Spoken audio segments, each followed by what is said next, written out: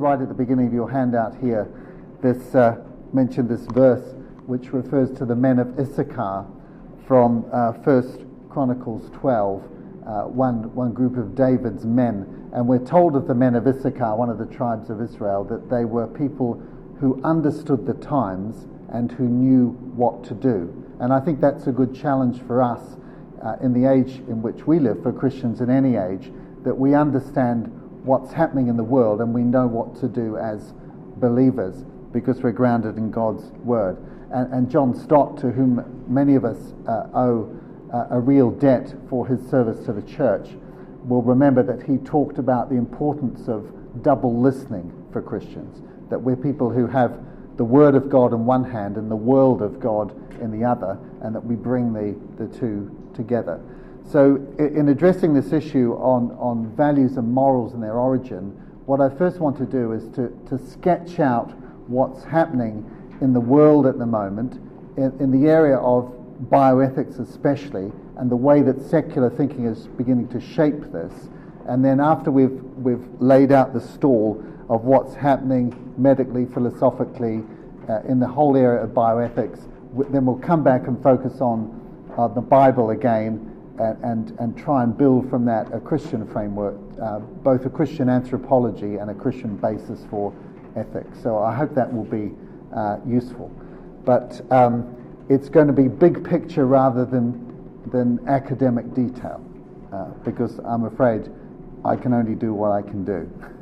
Okay. So first I want just to sketch out for you what's happening in bioethics under a number of headings. And I'm going to start with abortion because I think abortion was really the great watershed in the last 50 years, and everything has followed on from the change of thinking about that. Now, abortion has been practiced by most societies at some level throughout most of history. But the important thing to grasp is that legalized abortion on a massive scale, on an industrial scale, is a very recent phenomenon in world history. And it really began in what became the former Soviet Union back in the 1920s, then in Scandinavia, and then Britain was the first country outside Scandinavia and Europe to legalize abortion. China and India were a decade or two earlier. And then the US, so 67 in Britain, 73 Roe versus Wade in the US, and then of course to the situation where 80% of the world's countries have effectively legalized it. And that means that the younger generation is growing up at a time when they've known nothing different. And so they think that a situation which two generations ago would be regarded as absolutely horrendous is quite normal. So we're now at the point where the generally accepted figure is 42 million abortions per year worldwide. Now, you've got to put that up against 50 million civilian and military deaths throughout the whole of the Second World War, or put it up against 57 million deaths per year from all other causes other than abortion. Okay? So about 100 million human beings die every year. 42 million of them are unborn children. Now, what's happened more recently is that the abortion rate's starting to come down worldwide. And it's coming down for two main reasons. In China, there is rethinking about the one-child policy, which, along with sex selection abortion in India, has led to the phenomenon where we have 160 million missing women in South Asia and East Asia because girls are being selectively aborted rather than boys. And of course, everything that creates in a society where there's not enough women to go around, the way that feeds into the whole human trafficking debate. But now there's a sense that because of the demographic effects, for purely pragmatic reasons, the Chinese are starting, at least in rural areas, to relax the one-child policy. And then in Eastern Europe, but particularly Russia, former Soviet Union, there is big concern about what massive legalized abortion did to the demography of the country. So, in countries like Romania, Russia, there were at least 2 abortions for every live birth for a long period of time. And what that does is that it changes the age structure of the population, so that you get a hugely disproportionate number of elderly people. And so Putin is now promoting the keeping of children and tightening up on abortion laws in an interesting way. So there's abortion. Then artificial reproduction, of course, is a relatively recent phenomenon going back to the first test tube baby in 1978, but now a massive commercial venture worldwide and fueled by growing levels of infertility relating to the sexual revolution, sexually transmitted disease, but also by the fact that abortion has contributed to there not being many babies available for adoption. So people are looking for technological solutions. 1 in every 11 couples is infertile. And so we've had IVF and gift and surrogacy. Now we have the situation where a child can have 5 different parents. The one who donates the egg, the one who gives the sperm, the commissioning couple, and then the surrogate who carries the baby because the mother who wants to adopt it doesn't want to become pregnant. And surrogacy is now becoming a massive commercial thing, particularly in the developing world where wealthy couples from the north are commissioning couples in India and so on to have children. Expect to read much more about that. Prenatal selection and genetics. Of course, the idea once we unravelled the genetic code was that we'd be able to shape and eliminate genetic diseases, to identify them. In practice, of course, it's much easier to identify a so-called defective gene and then destroy the individual. And so, coupled with the idea that life before birth is not really human life, you can practice what is in effect a negative eugenics policy. And so we now have the technology that there are about 6,000 diseases which can be inherited, and we now have the technology increasingly to identify those. And so we can test at 3 different stages, either at the pre-implantation stage with an embryo by taking off a cell and examining it, or at the 8 to 10 week stage through chorion-villus biopsy, or at the 18 to 20 week stage through amniocentesis, where you can look, and it used to be just about conditions like Down syndrome. In most Western countries, between 90 and 95% of babies with Down syndrome, an extra 21st chromosome, that are identified prenatally are aborted. Okay. But it's going to be available for more and more inherited conditions, and of course that includes conditions which just give you a propensity or a possibility that you might, for example, be more likely to get breast cancer later in life. So it raises these questions. Stem cells, cloning, and animal hybrids. We haven't got time to go into the detail of this. My comment would be that back in the late 90s we were being told that embryonic stem cell technology would provide cures for all sorts of diseases. We were told more recently, at least in Britain, that the use of animal-human hybrids, cytoplasmic hybrids, using both animal and human genetic material would provide a source of stem cells that would do the same thing. I think these are largely dead in the water now. 15 years later, because we've just not seen the predicted advances, and whilst a lot of people still talk about them, we're seeing the big companies shifting their investment into more profitable areas. And so the real advances are being made at the moment in the whole area of adult stem cell technology. So it's an extension of what we've been doing with blood transfusions for many years. Blood cells are now being used increasingly with other cell lines, taking adult stem cells or umbilical stem cells, which we regard as a much more ethical source, and being able to develop treatments for the kind of diseases that result from cell loss. So everything from diabetes to Parkinson's disease and so on and so forth. Euthanasia.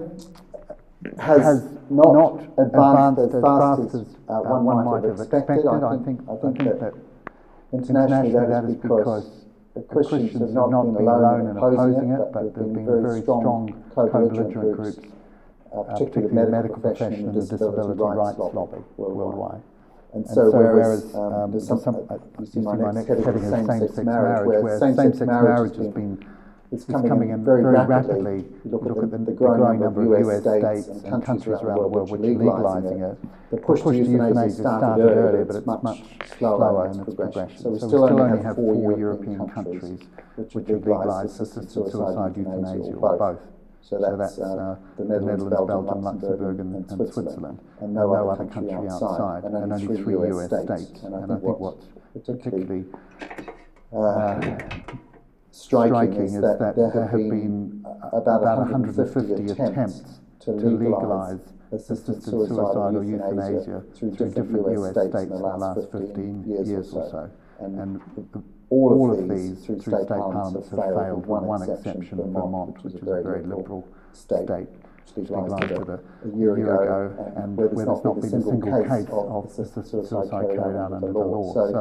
But euthanasia is the pressure is there, and it's on the horizon, and we always thought same-sex marriage would be the last skittle to fall in Western civilization, but it's going to be euthanasia. I think will now be the last one. And all these issues relate together. Just as I've said, abortion has an impact on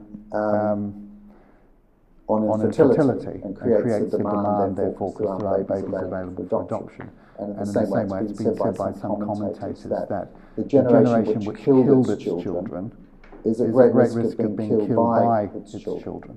So the generation that killed its children through abortion is at great risk of being killed by its children through euthanasia. Why? Well, it's all about demography. And if you look at a country like Japan, go back to 1950, you'll see that in 1950, 35% of the Japanese population were under the age of 15, and 5% were over the age of 65. And by 2050, it will be 8% under the age of 15, and 30% over the age of 65. And you add into that changing demography the fact that the percentage in the working age of 15 to 65 is getting smaller, and add in toxic debt, unemployment, and increasing welfare payments and so on, and you can see where this is going. Okay, unless there is a change. Same-sex marriage, of course, we're all aware of. And then finally, the deconstruction of gender, marriage, and reproduction. What do I mean by that? Well, let me just illustrate it with an example of a story in Britain last week, where the front page story in the Daily Telegraph, the Daily Mail, where they were reporting on the fact that children in a British clinic who were gender confused were being given hormones to delay the onset of puberty, to give them more time to decide whether they're going to be boys or girls. Okay. So this was children as young as 9. So a little girl of 9 believes she's a boy in a girl's body. She's going to be distressed. It's argued by the male hormones changing her body.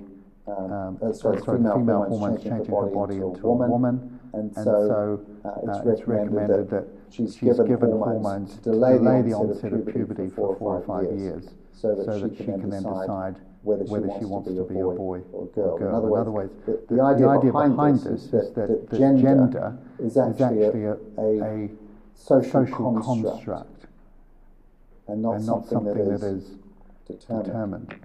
Now, we see that in the way that psychiatrists are thinking about it. The psychiatrists have a thing called the DSM, the Diagnostic Screening Manual, which lays out all the different mental disorders that there are. And you see the way worldviews are changing with regard to what is regarded as disorder and what isn't. And in the DSM-4, we have a condition called gender identity disorder. Okay. Where someone who's transgender is seen as having a mental disorder. In other words, a false belief that they are the other sex.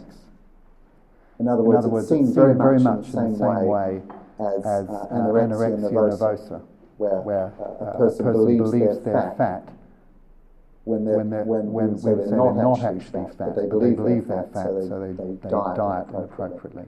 A body dysphoria. And gender identity disorder used to be seen in that way. But under the DSM-5, the latest version which has come out, it's been renamed as gender dysphoria, and it's not regarded as a disorder anymore. It's only regarded as a disorder if it upsets the person, stops their social functioning.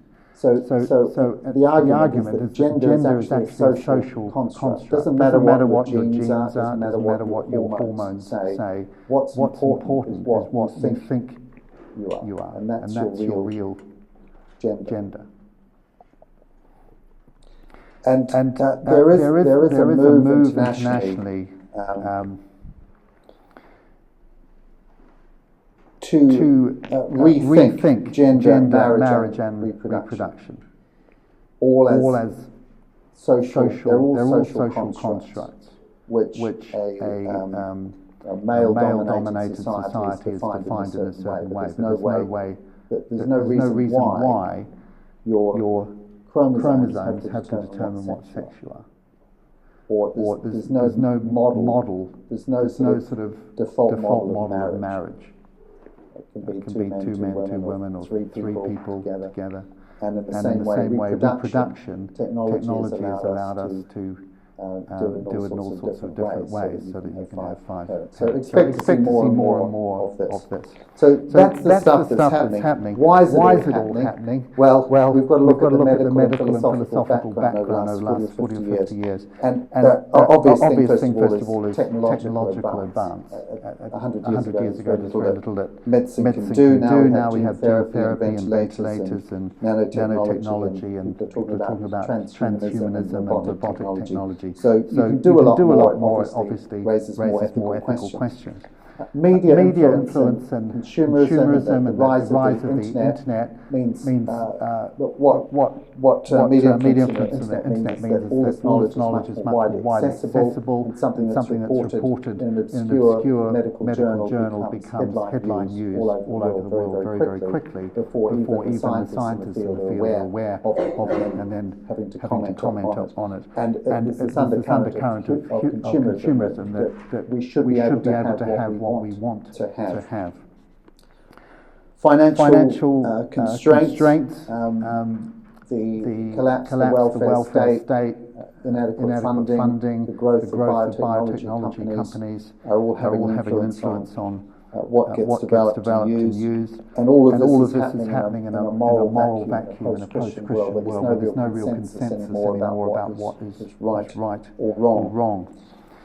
And looking back, the philosophical background to all this, with which we're well familiar, and I'm going to go through this very quickly, but of course in Europe for many hundred years, most people were Christian theists in terms of worldview. And then the two big threats to that in the 19th century following the Enlightenment were, first of all, higher criticism of the New Testament, which cast great doubt on the authority of the Bible, and then also, of course, Darwinism, which gave an intellectually respectable alternative for origins other than creation.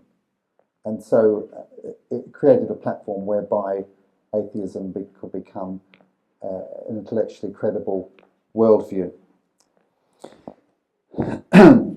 And we're led now to the point where the corridors of power, if you like, the mountains of our culture, things like the judiciary, parliament, media, arts, entertainment, the universities, tend to be increasingly populated by people who have an atheistic worldview. God doesn't exist, death is the end, morality is arbitrary or can be discovered by the scientific method. And on the other hand, the ethics of secular humanism.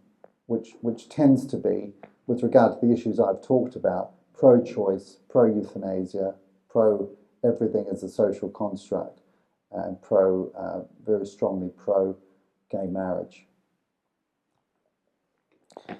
And this shift in worldview from Christian theism to atheism, secular humanism, has been reflected in changes in ethical codes as well. So I don't know how many of you this week have been to Auschwitz or went last year. I went on Saturday, very, very sobering. But one of the things that happened after Auschwitz, primarily because of the involvement of the medical profession in that, and the history is very interesting, we haven't got time to go into it, but it has been argued that the Holocaust would never have happened if it wasn't for the collaboration of the German medical profession, because in fact what ended in Auschwitz began at the beginning of the war in psychopedic and geriatric and psychiatric hospitals. It was the clearing out of those hospitals, and then the medical staff and auxiliary staff were transferred to Auschwitz, having been, in a sense, numbed to initiate the program that the SS then took on. But because of the involvement of the medical profession and scientists in the Holocaust, it was felt there was a need to restate all the ethical codes after the Second World War finished. So we'd always had the Hippocratic Oath for 2,000 years, in which it says, for example, I will give no deadly medicine to anyone, nor suggest such counsel, and nor will I give a woman a pessary to produce abortion. So profoundly pro-life, the Hippocratic Oath. And so they then introduced the declarations like the Declaration of Geneva and the International Code of Medical Ethics, which understated those Hippocratic and, we would argue, Judeo-Christian principles. So the Declaration of Geneva says, for example, I will maintain the utmost respect for human life from the time of conception, even against threat. I will not use my medical knowledge contrary to the laws of humanity.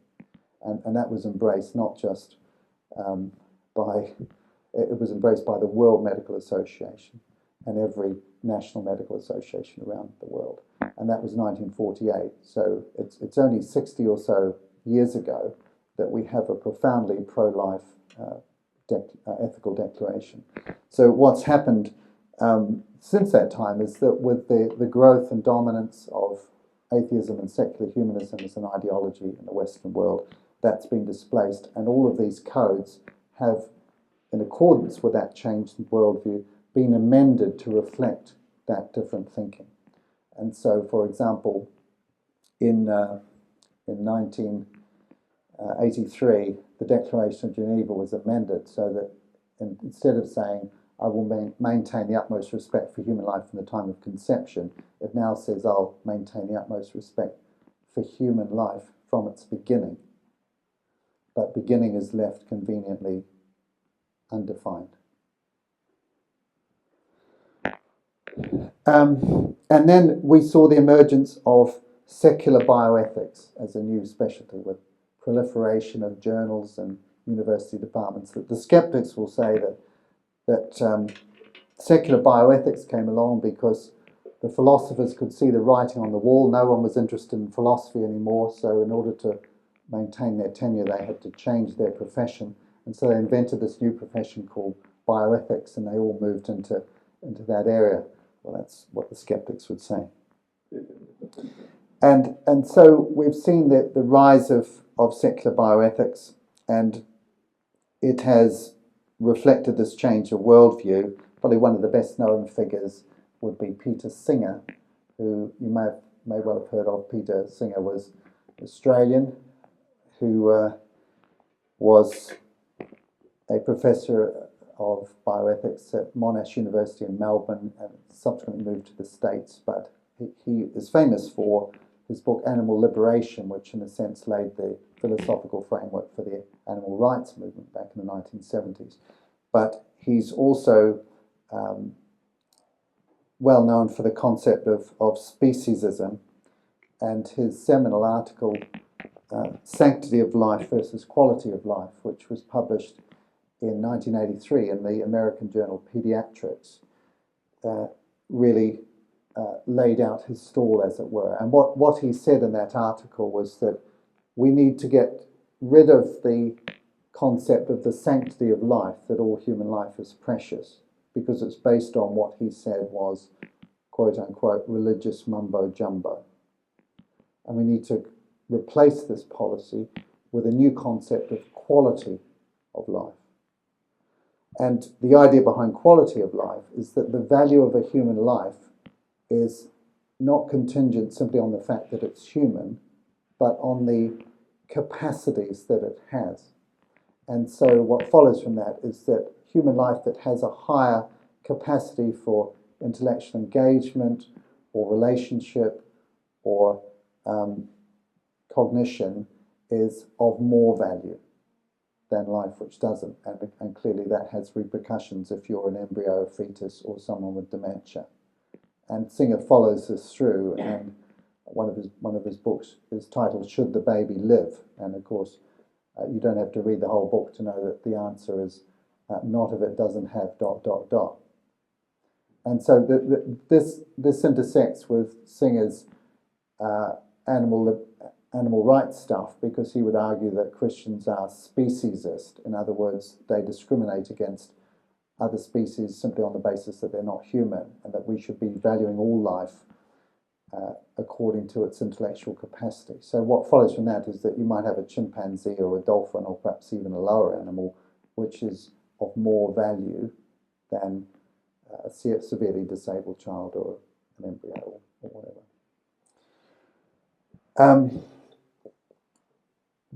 The politicization of Darwinism, what do I mean by that? Well, we've got to separate Darwinism as a biological theory from Darwinism as a kind of philosophical construct, because what Hitler did, in a sense, was to take the survival of the fittest, or the non-survival of the weakest, and to politicize it. In other words, he made the non-survival of the weakest a public duty, which was embraced by the state and in which people had to cooperate. And what was behind a lot of this was strengthening the gene pool of the German nation at that time. And as I say, it began with disabled children, with elderly people, with psychogeriatrics, people with psychiatric conditions, but then ultimately spread to everyone who wasn't Aryan, effectively. And I would argue that what we're actually seeing now is the same kind of politicization of Darwinism, the same sort of eugenics, but it's carried out in a different way. It's done prenatally, because we now have the technology that Hitler didn't have. And B, it's done not through coercion, but through giving choice to people. And what's very interesting, if you go back to the Holocaust, the very first death in Nazi Germany was that of a baby who was blind and deaf with limb abnormalities, who was given a lethal injection by Karl Brandt, Hitler's physician, who later came to oversee the euthanasia program. And the killing of that baby happened with its parents' consent. And in fact, the 6,000 children who were killed in the pediatric program were all killed with parental consent. So you see, it was all about choice. And then the coercion came later. And I would argue that in a sense what we're seeing now is you make a choice available to people, and you argue that there will be less suffering and more freedom if we embrace this choice. And that choice is to ensure that people with certain disabilities are not born, because they'll weaken our families and weaken society. Anyway, we can come back to the new eugenics if you like.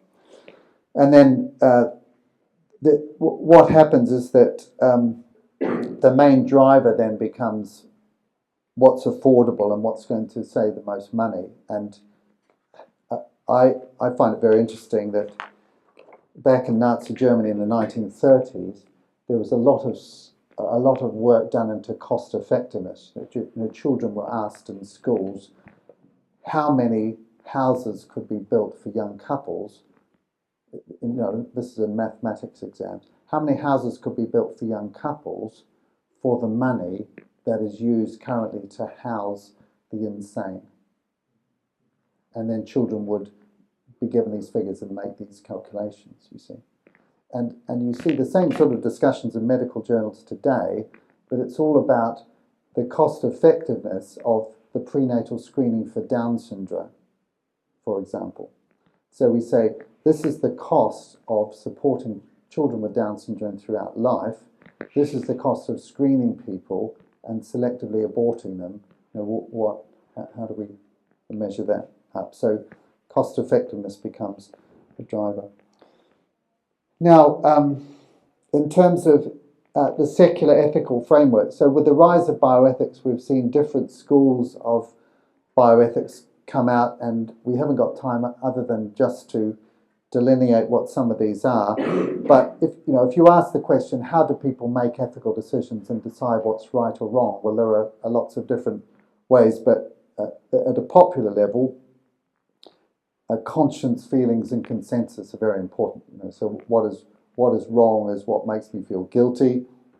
What's right is what doesn't make me feel guilty, or what makes me feel good or bad, or what the consensus is changing. And the thing about all these things, whether it's conscience or feelings or consensus, is that they're very changeable over time and within an individual and within a society. So that they're all malleable concepts. When we come to ethical frameworks, there are three main ways that people build these in the post-Christian era. The first one is the deontological approach, where you decide things are right or wrong on the basis of whether the decision conforms to a set of principles, and it goes back to John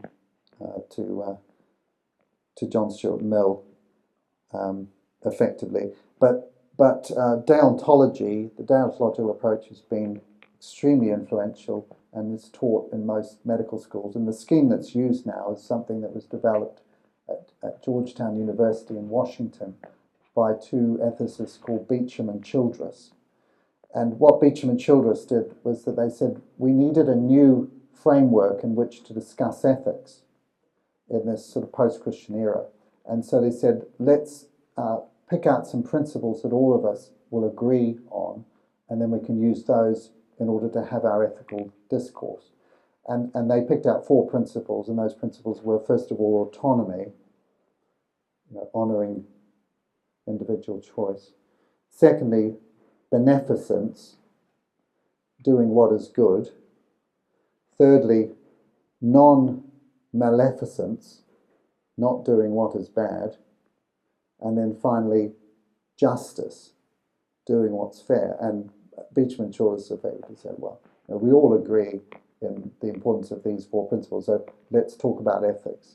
Now, of course, you could see the problems. I mean, what is beneficence? Well, it depends on your worldview. You can't divorce it from that.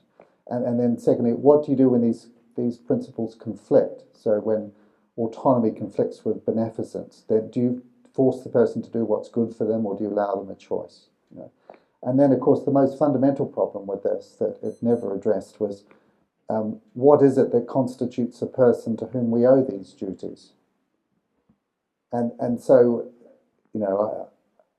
I think it's risible, really, that this crazy form of thinking is spread all over the world. But you'll see a lot of discourse in ethical journals is according to the Georgetown mantra, it's been called, these 4 principles. And then, secondly, there's the consequentialist approach, that things are right or wrong on the basis of the consequences of those decisions. So this is utilitarianism, comes back to Jeremy Bentham, if you like, philosophically. And of course, there are problems with that as well. Consequences can be very difficult to judge, for example. There's the whole question, as we heard this morning from John, motives are actually quite important as well. You can do the right thing for the wrong reason, and vice versa. And then we'd say that ends and means are important. It's not just the outcome that's important, but it's the means by which we achieve it. Pol Pot eliminated leprosy from Kampuchea. We'd say eliminating leprosy is a good aim, would we not? Good end. But the means by which he did it was ethically questionable. The SS X-ray battalion during the Second World War eliminated tuberculosis. They took X-rays. If people had TB, they shot them.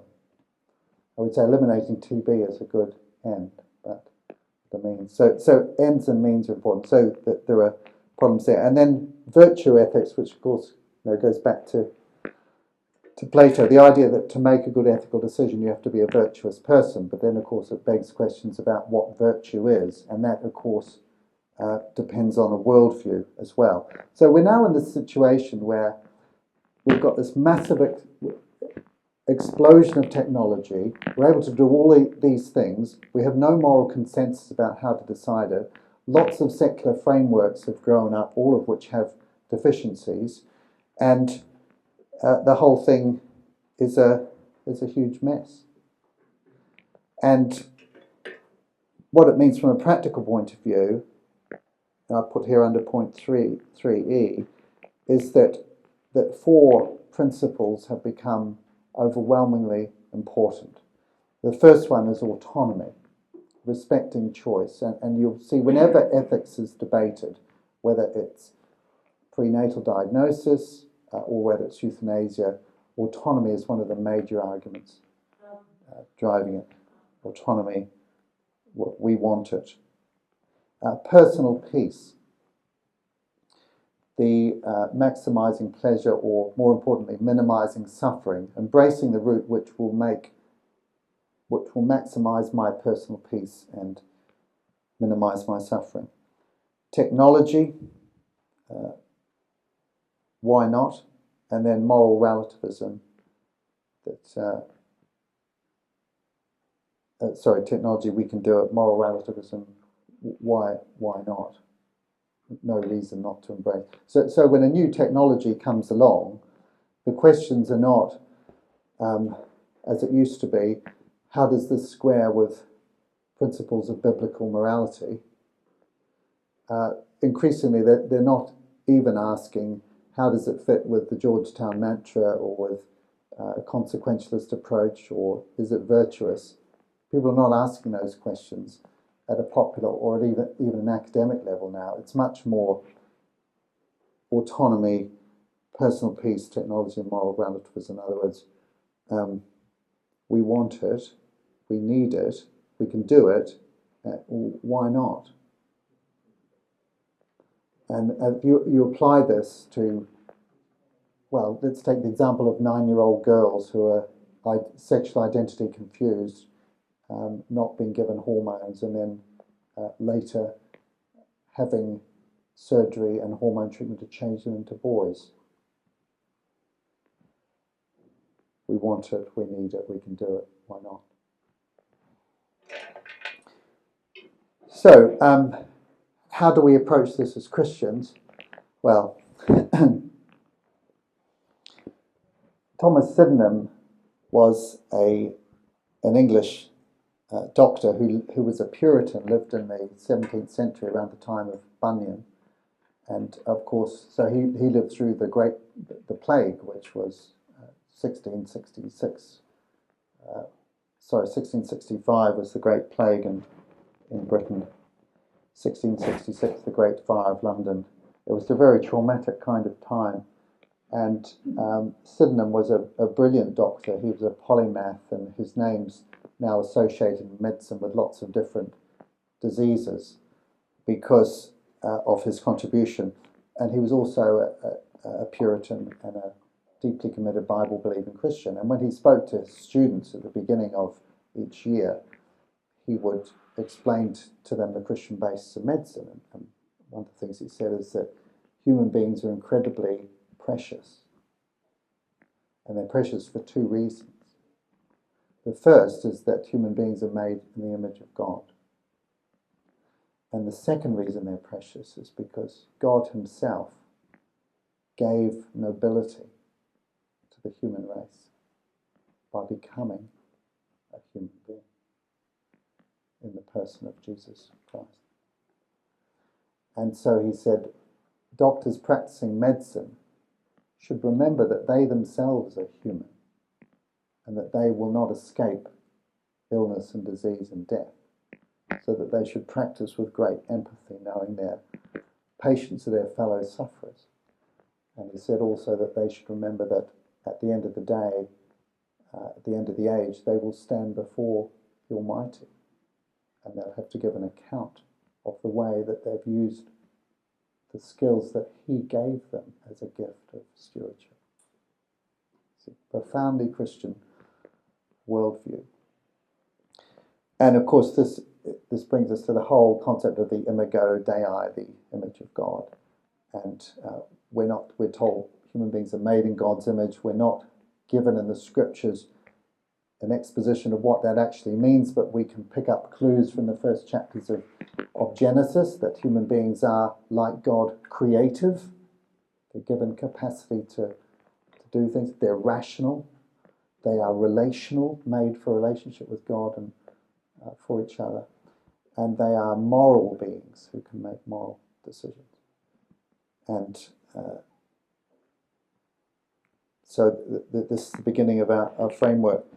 And I think in developing a Christian ethical framework, that it involves, first of all, sharing the mind of Christ, the way I like to think about it. And to share the mind of Christ, we firstly need to have a Christian worldview. So we've got to think about the world in the way that Jesus does, in the way the Bible teaches. And the creation, the fall, that we are, we've fallen from grace. It's affected every aspect of our lives, our bodies, our emotional well-being, our relationships, our moral decisions, so that we are masterpieces, but we're flawed masterpieces, and that God has initiated this great plan of redemption through his dealings with Israel and sending of Christ through his death and resurrection, and that we're looking for a grand consummation and a new heaven and a new earth which is coming. And so we share the mind of Christ in having that linear view of history and direction of where it's all going. But then we also have the ethical principles, some of which I've alluded to already. Stewardship, that we're given skills and abilities, not in order to exploit the earth, but to be its vanguards, its stewards, caring for the earth and for each other in the same way that God would care. We're God's vice regents. And of course that obviously applies to scientific knowledge and technology as well, that he's given to us. And in fact, we see the beginnings of science, don't we, in Adam going out and starting taxonomy by naming, and then the technology development in the later chapters. The sanctity of life, that every human being is precious in God's sight because it's made in the image of God. Chastity, so sexual faithfulness, that as we learn ultimately in the New Testament, that the pattern of one man, one woman for life from Genesis 2:24 is a beautiful picture or metaphor of Christ's marriage with the church, and points eschatologically to the new Jerusalem and the new heaven and the new earth. Veracity, the telling of truth, because God is truthful and tells no lies. Justice, both at an individual and corporate level, so that particularly those who are weak and can be exploited are protected from exploitation. So the orphan, the widow, all that sort of stuff. And so much of the Old Testament law, of course, is about guarding the weak. Compassion for others, grace, giving people what they don't deserve, mercy, not giving them what they do deserve, so that we're called to share the mind of Christ, both in worldview and ethics. And then we're called, secondly, to keep the commands of Christ.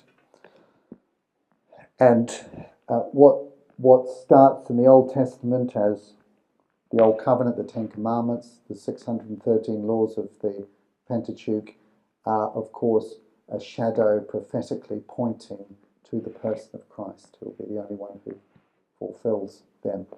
And so we're to walk in the footsteps of Christ. And so in the New Testament it becomes, first of all, in the Sermon on the Mount we see Christ going beyond the mere external legalities of Old Testament law to the very spirit of love that underlies it.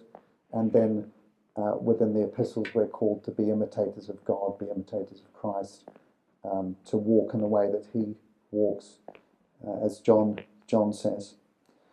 So to have the mind of Christ, to keep the commands of Christ, and then of course to show the character of Christ, because it's not just about what we do, it's about how we're doing it. And this gets back to Plato's idea that actually in order to act virtuously you have to be a virtuous person, and one can only act virtuously in reality by being born again and transformed inwardly by the Holy Spirit, so that one develops those qualities of love, joy, peace, patience, kindness, goodness, faithfulness, gentleness, self-control, the fruit of the Spirit, so that in the really difficult situations where it requires incredible character to do the right thing, we're enabled by God's Spirit to walk in the footsteps of Christ.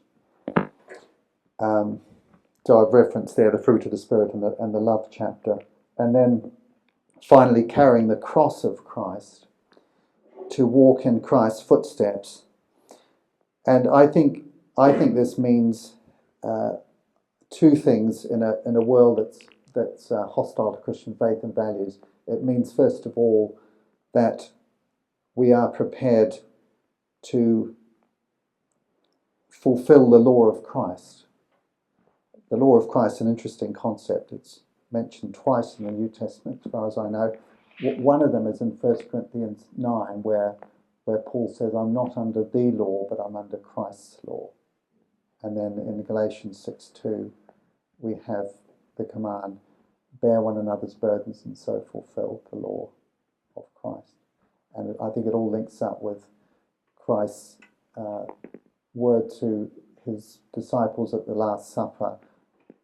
A new commandment I give to you, love one another as I have loved you. And if you like, it's the very opposite of the Darwinist ethic of the weak being sacrificed for the strong. It is actually the strong making sacrifices for or laying down their lives for the weak. And so this is the guiding ethic, I think, to everything we see in the New Testament. I mean, even the ethics of giving. Christ, who was rich, became poor so that you might be rich. Why? So that you might then become poor to make others rich.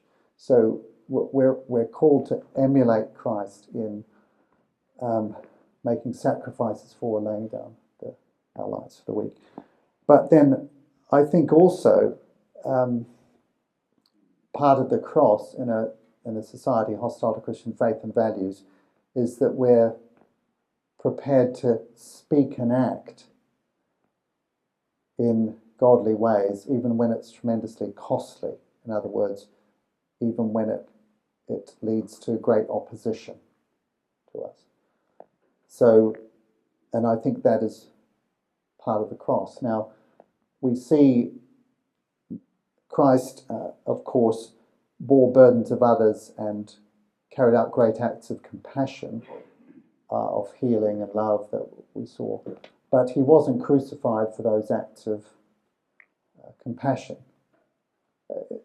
Well, certainly Caiaphas and Annas were quite concerned about Lazarus being raised from the dead and thought that it might lead to a lot of people recognizing Christ as the Messiah.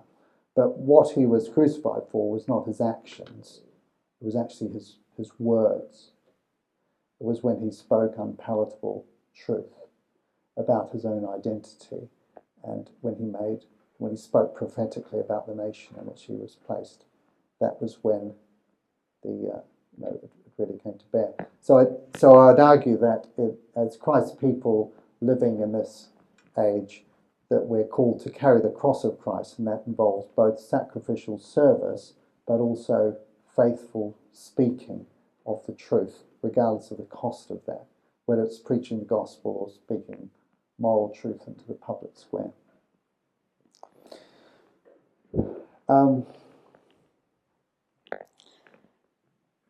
I've listed in the last section there some pitfalls for evangelicals on ethics. We haven't got time to look at these, but I think these are misconceptions. I looked at these in more detail in the seminar I did yesterday in the workshops, but situation ethics, cheap grace, and diversity are issues, I think, which are very much alive and well in the church at the moment, and which account for the fact that ethics are often not taught effectively in our churches, and for the huge degree of ethical confusion that there is among Christians. The classic example of that recently has been the whole gay marriage debate, and how people are just not being equipped to be able to think through that issue biblically.